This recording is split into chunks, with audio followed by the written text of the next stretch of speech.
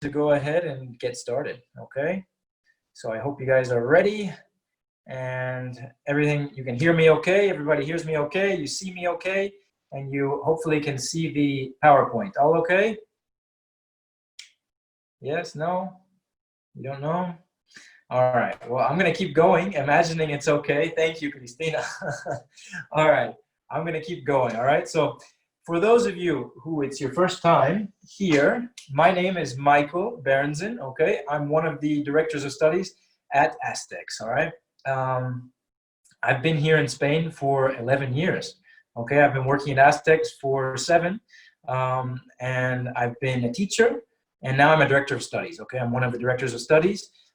So part of my job is preparing things like this, you know, preparing teachers, looking at materials. So I have a lot of experience, and one of my passions is languages as well. I'm originally from the United States, okay, from Missouri. I don't know if you guys have heard of this state. Probably in the movies you've heard references of Missouri, okay? It's right in the middle of the States, all right? I'm from a very small town in Missouri. I don't know if you guys watch Netflix. There's a TV show called Ozark, and I'm from that region of the States. It's called the Ozarks. Well, the series kind of exaggerates things a little bit. It's not really like it is in the series. It's not like a horrible place. It's actually a beautiful place. But anyways, I live in Spain, and today we're doing a webinar. Today's webinar is on reporting results, okay? So for those of you, you might say, what does that mean, reporting results? Well, reporting results can mean several things, all right? And I want to kind of go over a few things today. We could spend probably an entire day looking at this topic, but I want to give you some good takeaways, okay? Things that you can use in your next meeting that you have with someone in English, okay? Because in a lot of our meetings, we have to talk numbers, okay? We have to talk trends. Graphs, charts, okay?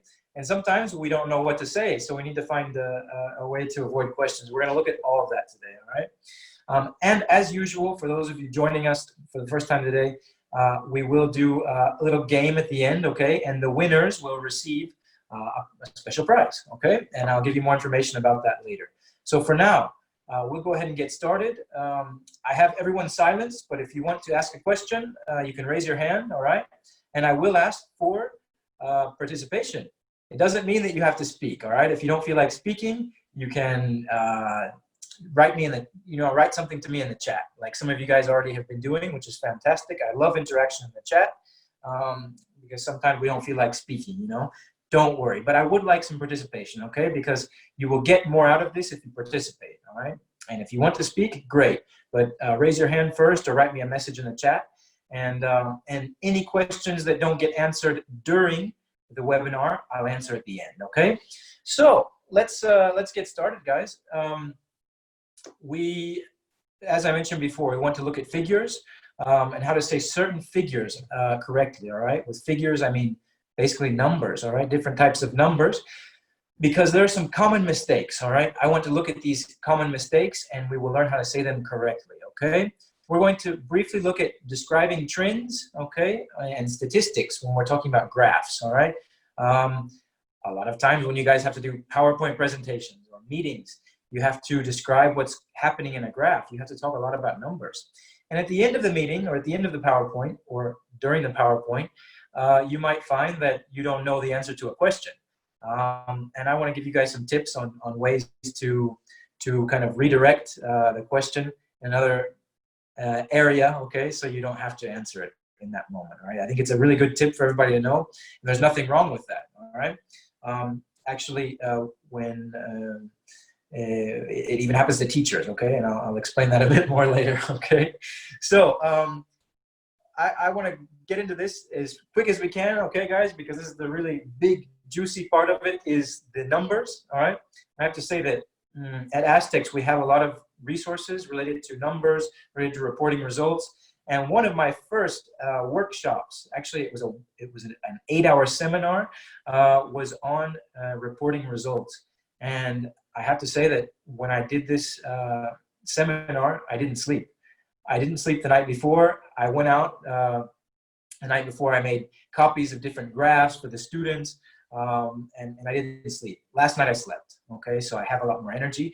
But to be honest, that workshop was one of the best in my life, and it went very well, and people were happy. So I hope the same result today, okay? So let's get started with figures, okay? Could I get any volunteers either to read the first sentence to me or even to write it in the chat? What is this number that we have here? Does anybody know how we say this number in English? These statistics, by the way, are all correct. These are things I did a little bit of research before preparing the webinar, and these are things that I found interesting that would be interesting to share, would be useful, or something you guys can talk about if you're at a dinner party, okay? Any volunteers to say the first, or to write the first number in the chat? Nobody? I'm sure, I thought I would have some brave people today. I don't want you guys to be afraid, but I'll do the first one, okay? We'll get things going. So approximately 330 million people live in the United States. I've said here million, okay?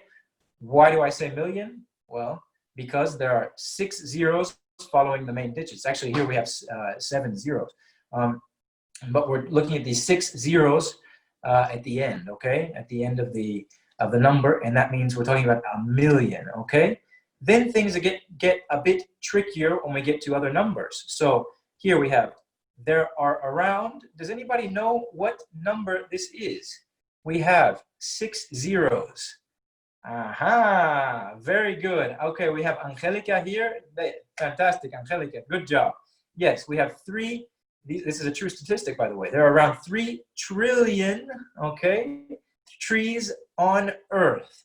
And what's the next number? I'm going to get my pen. Sorry, I don't have my pen with me. And I'll write these down for you guys. All right. So we're going to write here. Trillion. Trillion is this one. I hope you guys can see what I'm writing there. What's this next number? I have a few participants. Someone has told me 330 million. No, because we have how many zeros here? We have 9 zeros. What is this number, guys? Any volunteers? You can write it to me in the chat if you want. So we already have Angelica close. This is trillion, yes. 12 zeros behind the main number means trillion. So what does that make this? Yes, very good. All right, thank you. We said 400 billion. Good, thank you, Angelica, okay? So there's 400 billion stars in the Milky Way. I don't know if you guys knew this statistic before, but I think it's quite interesting. We're talking about there are more trees on the Earth. And I mean, this is a number that's really hard to imagine, but trillion and billion. I know in Spanish you guys say, you say 1,000 million. Oh, sorry, guys, yeah. Sarah is asking, the first that we have here, this is just million, okay? This is 330 million, okay? So 6 zeros behind the main figure. Or sorry, I guess it's kind of in front of the main figure. At the end of the main figure is million, okay? 12 is trillion, and 9 is billion. The term 1,000 million doesn't exist, okay, in English. We don't say 1,000 million. Unless you were working in a lab dealing with astrophysics, they do use 1,000 millions, okay? So if you're very scientific, if you're a scientist, you would use it, all right? But I don't think, maybe you guys are, but really what you most need to use, and especially when reporting results, we would never talk about 1,000 million, never, ever, ever. So please take that out of your mind, okay? So erase out of your mind 1,000 billion, okay? 1,000 million, it's 1 billion, or in this case, 400 billion, not 400,000 million. Okay, 1,000 million doesn't exist unless you're a scientist studying astrophysics, all right? So keep that in mind, all right? Good. This next statistic, can somebody read this for me? Because there are 2 ways we can say this number. Can anybody tell me how you would write that number? You can put it in the chat if you want, or if you feel like speaking, let me know and I'll let you. Anybody want to? Okay. You can say $6,700 per month. Remember to say the dollars afterwards. Okay, $6,700 per month. Or, just so you guys know, when we're talking about thousands, okay, we could say, good try, but I would say 6,700. We can change these numbers. Very good, Angelica, good. So we can say 67. I'm going to change the color of that. So we differentiate a little bit. We can say 67.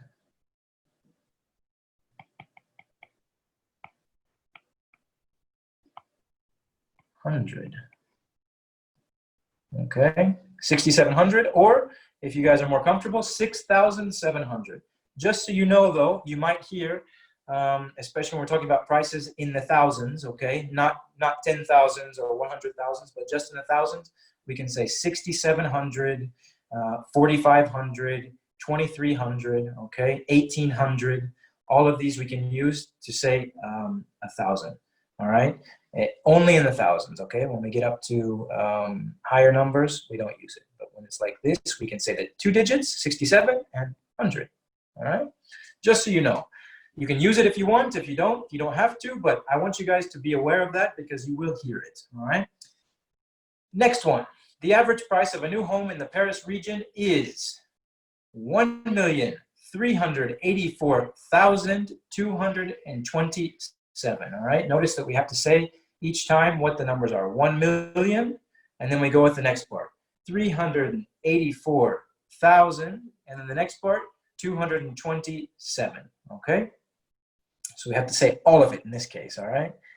Something very important I want to mention to you guys is in this next example. How would we read this percentage in English, guys? Anybody willing to tell me in the chat?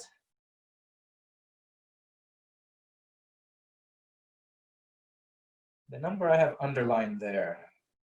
How do we say that? You can write it in the chat, or if you want, just raise your hand and say, Michael, I'll tell you. I'm sure I have one brave listener out there. No? Are you guys afraid to make mistakes? You shouldn't be afraid to make mistakes. Because if you have that fear of making mistakes, you're not going to improve in your English. And I think this is a fear that a lot of us have when we learn languages. We feel that we don't want to make mistakes, and so we're afraid, and so we don't say anything. But our fear, a lot of times, impedes our, there we go. Here, you're listening to me talking about fear and everything, and now you're putting it in. Okay. Good. You can say it in a couple ways. You can say 0.3%. If you want, you can say 0.3%, all right? But in English, notice that we don't have a comma here. Commas and points are inverted in English, all right? Whereas the rest of Europe, and even South America, the commas are used in different areas. But in English, we always say point, okay? So it's 0.3. We would never say 0.3%, all right? And we have one last thing here. I have 1 in 10 Americans don't believe in the moon landing. This is actually true as well. These are actually really amazing statistics, a lot of them. 1 in 10 Americans don't believe in the moon landing. How else can I say this? How else can I say 1 in 10? Anybody know? You can write it in the chat. I'm gonna grab some water because I'm talking a lot.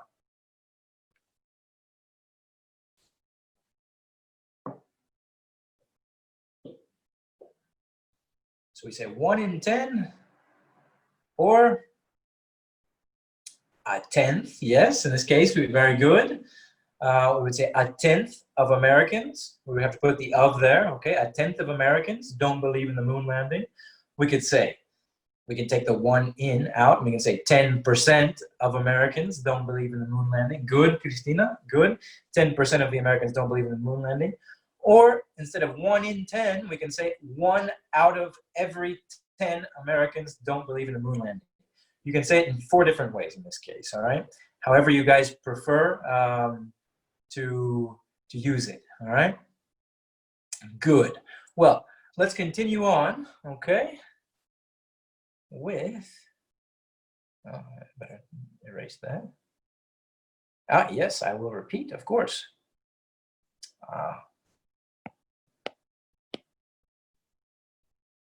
Not letting me delete how I want to. Okay, so we would say 1 in 10. 10%. Oh, this is crazy. Why isn't it letting me do what I want to? Usually it lets me erase things. Okay, anyway. We can say 10%, 1 in 10, a tenth, or 1 out of every 10. So I'll put it here. 1 out of every 10 people in the United States doesn't believe in the moon landing, okay?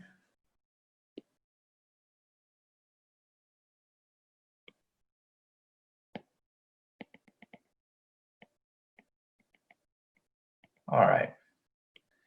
Good, guys. We'll go on to the next part then. Can you guys tell me then, this is just a review before we get to the next part, what this number is? The number to the right. The one I have underlined in green. What is that number?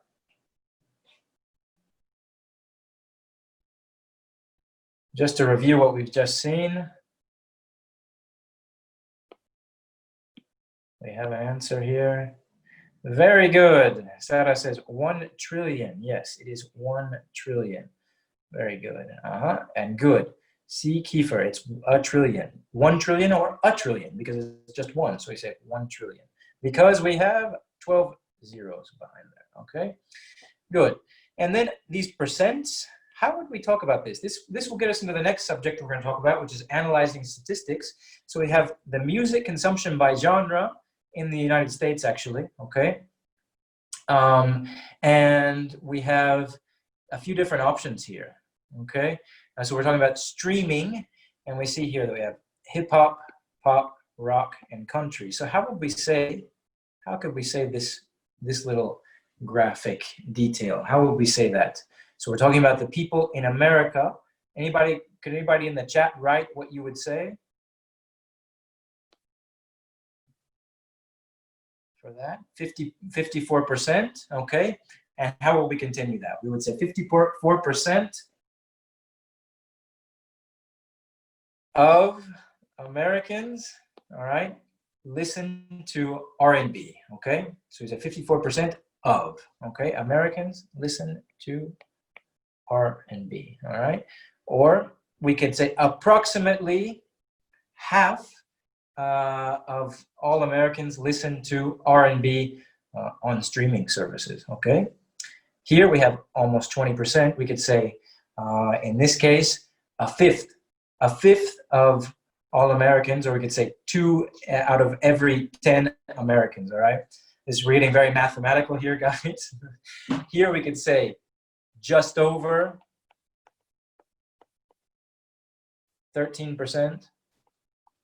Sorry, just over 1/10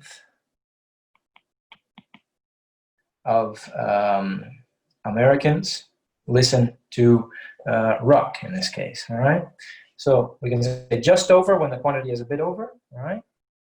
And the opposite is just under, okay? And then we can always say approximately. This is so you guys don't use so much more or less. I know a lot of people in Spanish, you guys use more or less for everything. You can use it, but I want you guys to experiment more with things like just over, just under, or approximately, okay? Good. We'll go ahead and move along because I have a lot of things to do with you guys today. I want you guys to be experts by the end of this webinar. I think you guys will be experts on this. So we're talking here about upward trends, all right? Things that go in the direction of up. When we say this word ward in English, ward always means the direction of something. So an upward trend is going up, a downward trend is going down. We can also say forward, or we can go backward, all right? We can also talk about something that is northward, southward, westward, and eastward, okay? Just so you can see that we use this ward, ward a lot, all right? Ward, upward trends. So when we're talking about something that is on the increase or is rising, okay, we have the noun and the verb here. We have other synonyms to say it. Does anybody know what else we would say here? I want to give you guys more vocabulary. This is my goal here, okay? Most of you know increase, and most of you know rise. But what other things can we say to talk about going up in a trend when we're talking about a graph? Perfect. Cristina says grow. All right. We can grow, all right? Well, sorry, the noun, excuse me. The noun is growth, and the verb is grow. Anything else? We have a phrasal verb that we can use here, just for the verb. I know you guys like phrasal verbs. Or maybe you don't like them, but in English, we like phrasal verbs. We can go up, just directly go up, okay? All right. Anything else? We can talk about bigger jumps, okay? Bigger, I gave you another one, a jump, all right? A jump or a leap, but I would stick with growth, grow, jump, or go up, all right? What if it really, really, really goes up? We can use a word like surge, all right? So the prices surged. The prices went up very, very quickly. They went up very high, okay? Or the prices skyrocketed, all right? Or rocketed directly. They surged, they skyrocketed, they grew.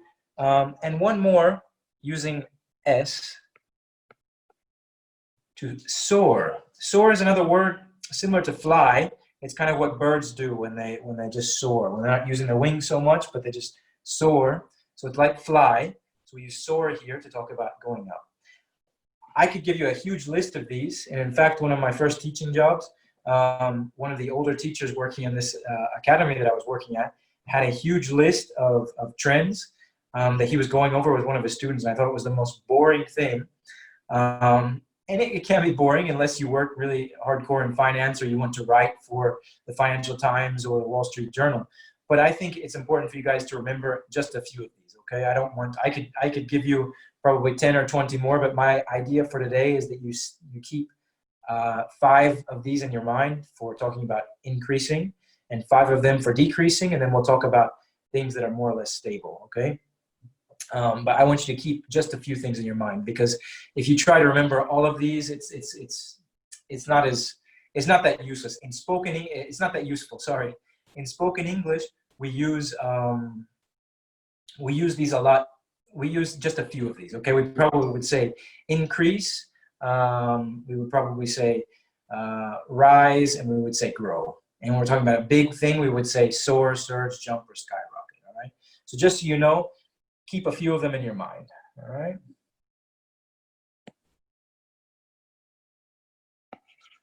Okay, I'll erase those and we'll go on to the next part. So I want you guys to start thinking of the opposite of these. So we've been talking about trends of going up. When we talk about going down,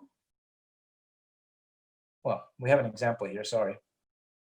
Is anybody willing, any participant willing to talk about the upward trends here? This is a real graph, by the way. What I did is I really spent a lot of time trying to find graphs that are positive, because we're going through moments where I think a lot of us aren't as optimistic as we should be. And I think we need to be optimistic about things. And so I think this graph is kind of optimistic. We're talking about renewable energy consumption, all right? And the increase of renewable energies, all right?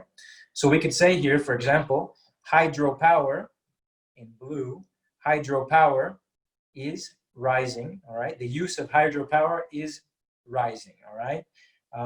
We could say in 2017, well, there were approximately, I would say, in this case, there are approximately 15,000 terawatts of terawatt hours of energy per year through hydropower, okay?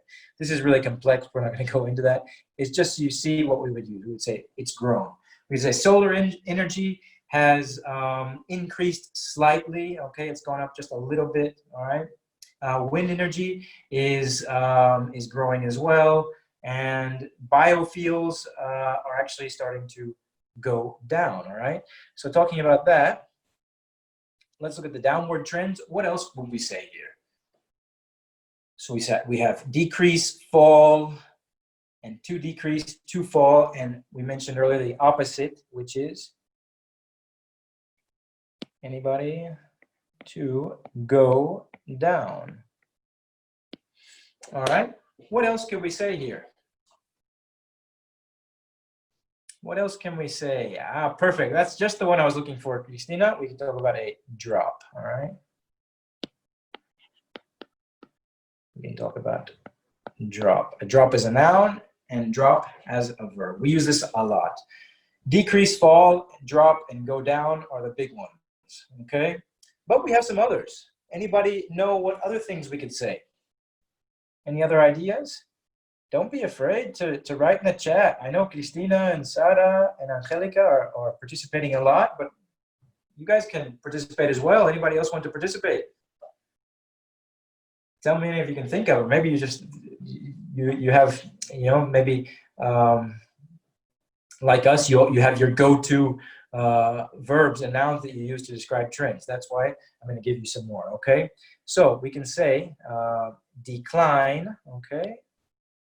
Ah, very good. So we could say reduce. We could say reduction, okay? Or reduce as the verb. Very good, thank you. All right. We can say, anybody know this one? Decline. All right. We can decline, meaning go down. There was a decline. When we're talking about there was a decline, we're talking about using it as a noun. Okay, it's just the same. You say the prices went, the prices declined, or there was a decline in prices. All right, good. We could say, for example, to dive, which is a strong.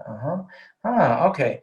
Someone says to lower. Lower is more of a transitive verb. Okay, I don't want to go too grammatical on you today, but we would say I'm going to lower the prices. All right, but we could say our expenses decreased because we lowered the prices. That maybe doesn't make any sense, but anyway, you could say something decreased because you lowered something. All right, good. So we would talk about a dive, which is a big drop. Okay, we talk about a dive. Something else that a lot of people maybe haven't heard. It's very similar to in Spanish. We talk about a plummet. P-L-U-M-M-E-T. This has a Latin root, which comes from plomo in Spanish. You have the word plomo, and so you can already kind of make the association here with plummet. All right, so something plummets, it goes down very fast.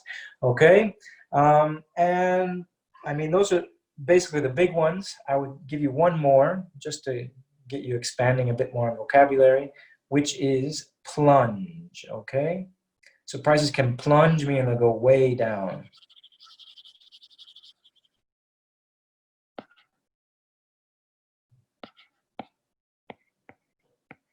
Plunge, okay? So prices plunge, they went way down. Good. All right. I want you guys to practice a bit with some of these. I want a volunteer, if possible here. If I can get a volunteer, because we're gonna look at another little graph, okay? We're talking about weekly working hours. Like I said, this is something positive if we think about it, because as a society, we're working much less than we were before, all right, on average, okay? There are always exceptions to these statistics, I would say. So could I get a volunteer to tell me what is going on in this chart? You can write it in the chat, or you can raise your hand and say, Michael, I want to speak. I want to let everybody know how I can use these new words that you just taught me. Is anybody going to help me out here, or do I have to do it? I'll let you think about it for a few seconds.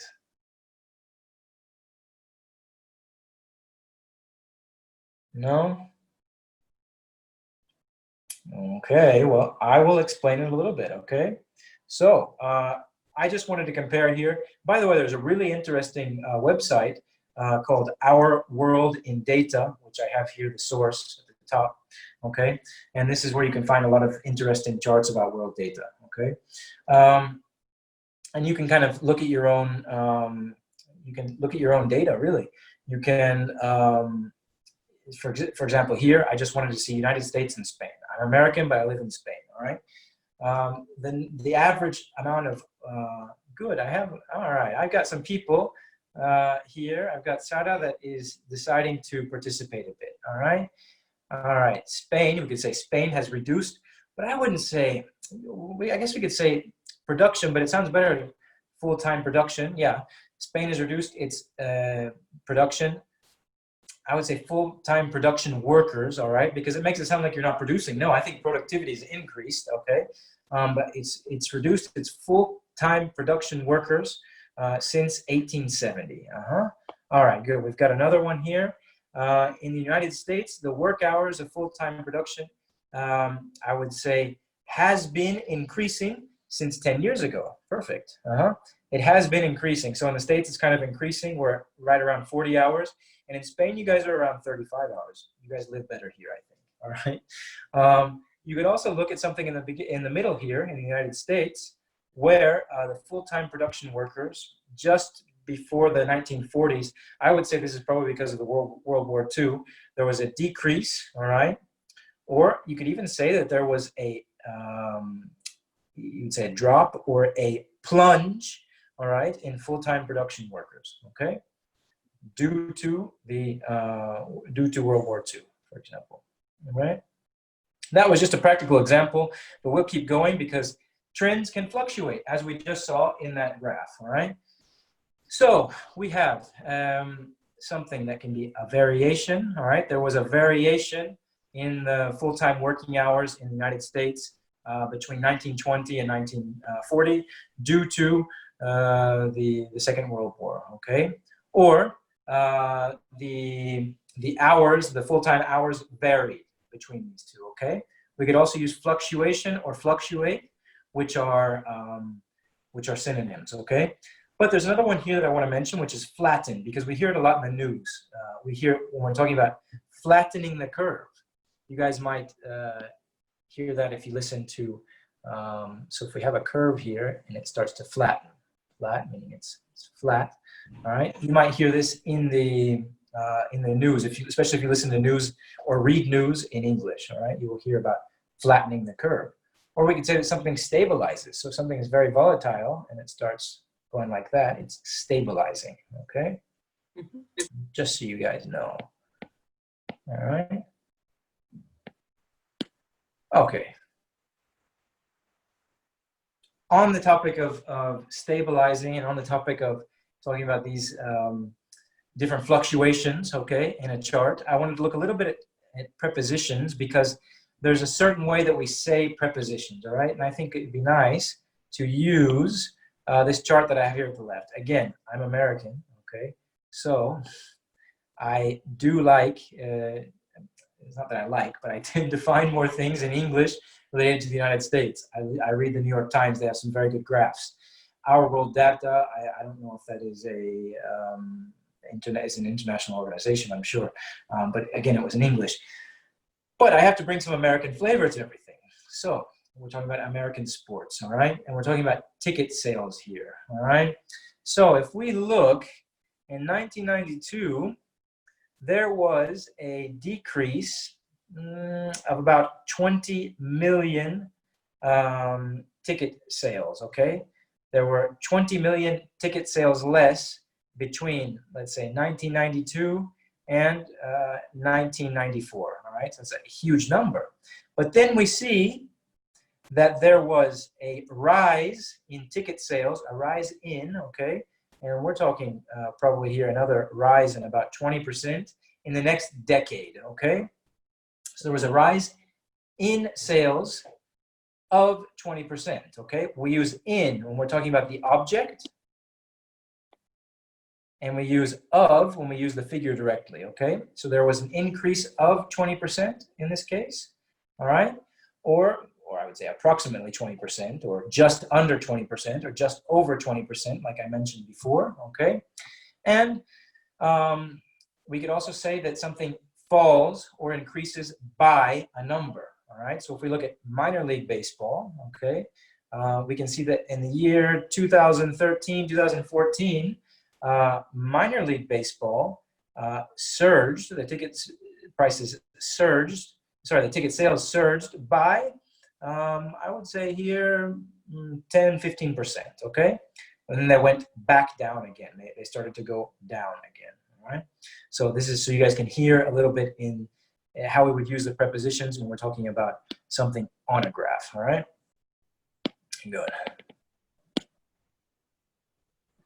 And just to add a little bit more to your vocabulary so you guys can be more colorful when you speak, or more descriptive, I want you guys to know how to say things that are big and small when we're talking about increases or decreases, okay?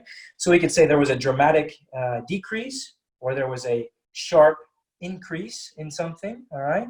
If it's big, all right? But then on the other hand, we could say that the prices went down slightly. They decreased slightly or modestly, all right? When we're using it as an adverb, okay? Does anybody know what, I would like some help here, if I can get some, what other adjectives or adverbs we can use to describe trends in a graph? I want to give you guys a few more. These are really good. Dramatic, sharp for big, and slight and modest for small. Anything else that you guys can think of?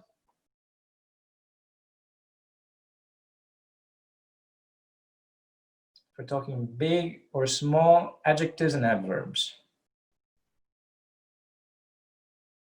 All right, good. We've got huge and strong. We could use that, yeah. There was a huge increase. We wouldn't say hugely, though.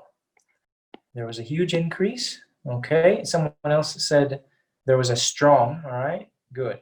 We could say a strong increase. Not so much, I wouldn't use strong so much, but I mean, you could use it. There was a strong drop. Huge would probably be better, but strong, you can make yourself understood with that, yeah. Another one I would give you guys, all right, and this means, I wouldn't say exactly that it's big, but it happens very quickly. We could say there was a sudden,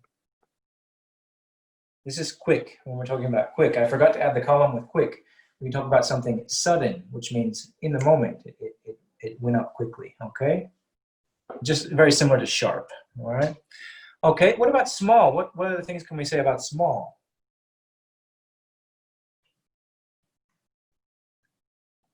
So I've got one here. Oh, well, that's very negative, but we could use it, yeah. Yeah, thanks, Sada. We could say, yes. I mean, even though it sounds, yeah, there was an unfortunate, I guess if you're giving bad news, you would say there was an unfortunate drop in revenue last term, okay? There was an unfortunate drop. But when we're talking about, well, I would say something more like, I forgot to put any more on the small side. All right, well, we can talk about something being considerable is big. I meant to write this for you guys. All right. We could say a minuscule, okay? Or I like that, a minimal, or someone else said scarce. That was the other one that I wanted to show you, okay? So they fell scarcely, okay? There was a scarce, meaning very small, okay? You could even use minuscule. It sounds more like a direct translation, but you could use that if you wanted, okay? All right. Good. I'm going to keep going because I'm talking a lot, and we have a few more things to see, guys. All right.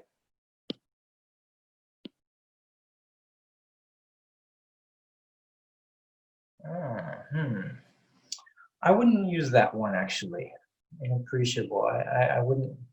We could say it's negligent. It's not very important. But inappreciable, I wouldn't be able to say that one in this case. Okay, guys. I have here another graph, and it's referring to the United States. Okay. Anybody know what this is about? Just from looking at it really quickly. Let me see if I can get you guys to help me out with this one.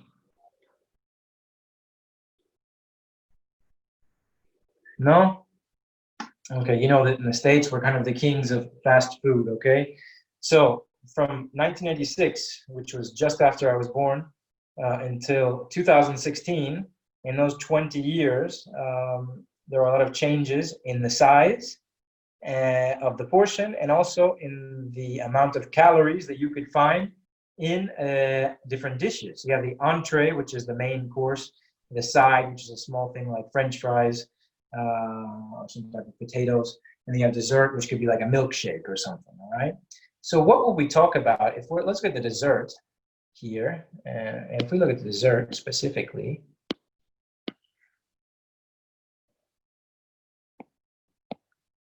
let me look at the dessert here, all right?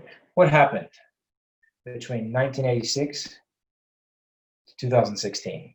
Can anybody try this out using maybe some adjectives, adverbs, using the right trend vocabulary, the correct prepositions? Anybody brave enough to help me out here?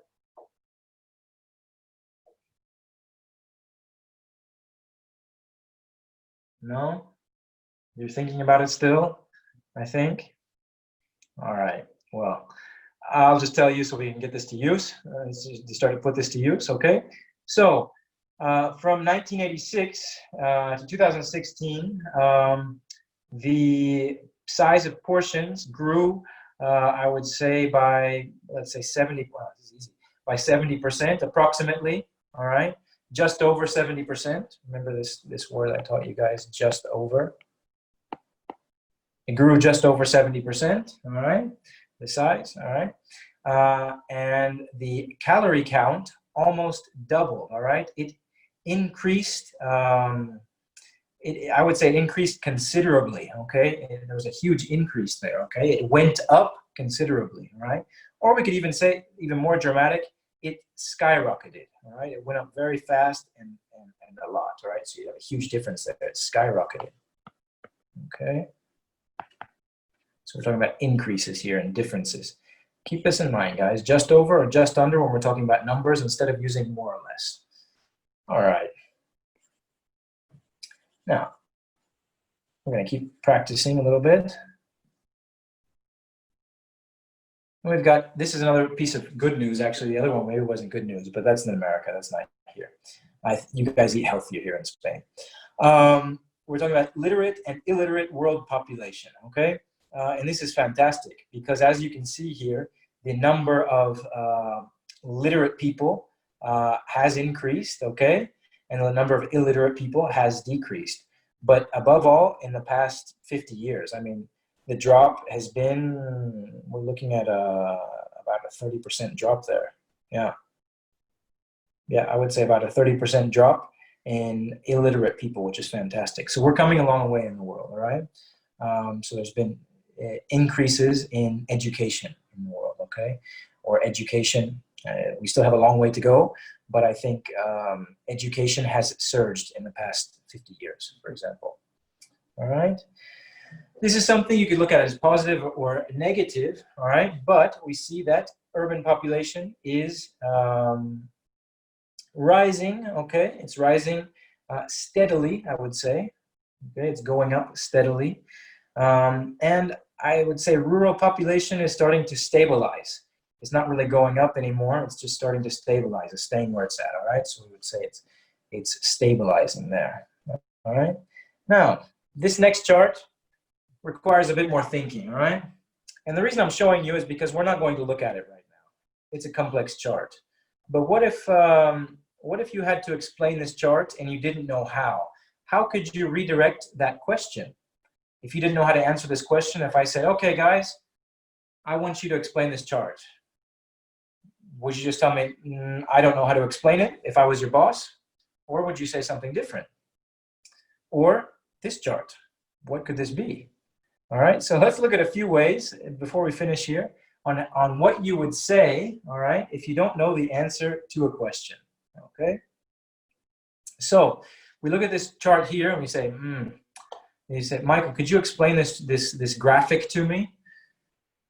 And I would say, well, I don't know for sure, okay, but I can speculate that we're looking at a quantity of something in New York, all right?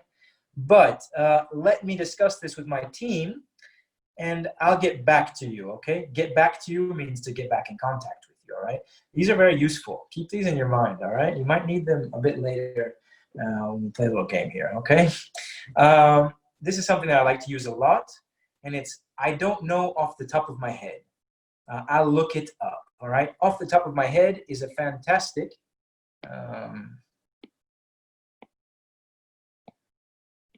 idiom, all right, that we use.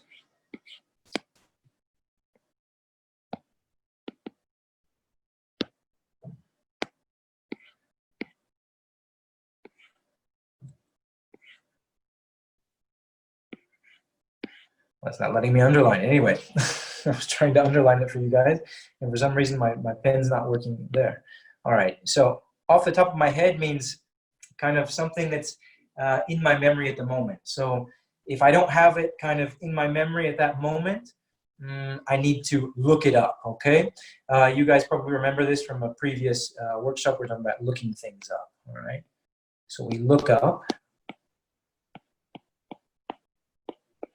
You would look something up. You would look up a dictionary you would look up a word in a dictionary. Or you would look up something in an encyclopedia. It's something that you have to consult, all right? Or we could research it, or we could say look into it, like we looked at the other day in another webinar.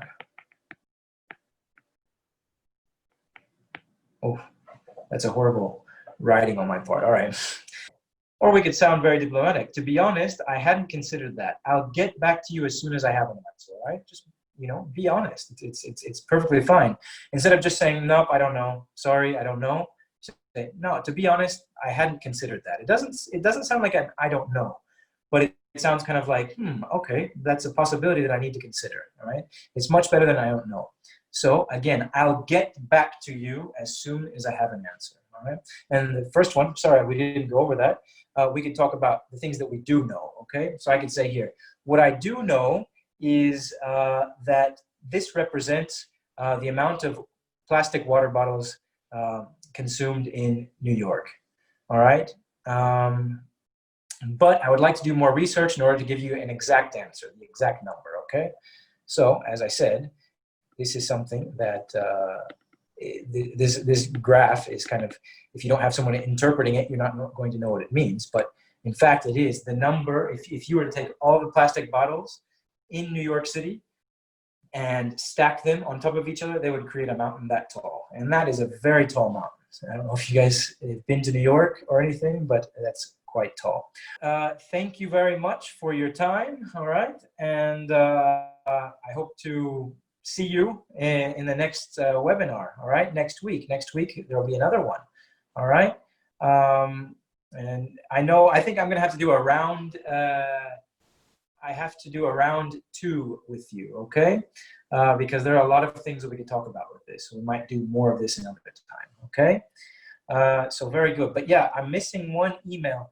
So please send me your email. It's the top 3, okay? The top 3 winners get the prize. So please send me your email, all right? Good. Well, guys, thank you very much. Have a good rest of the week and have a good weekend, okay? So talk to you later. All right. Yeah, because I have Lorena and Angelica, you sent me yours. So I'm missing Sara, I believe. The email. All right. Thank you very much. I hope to see you the next time. You guys take care as well.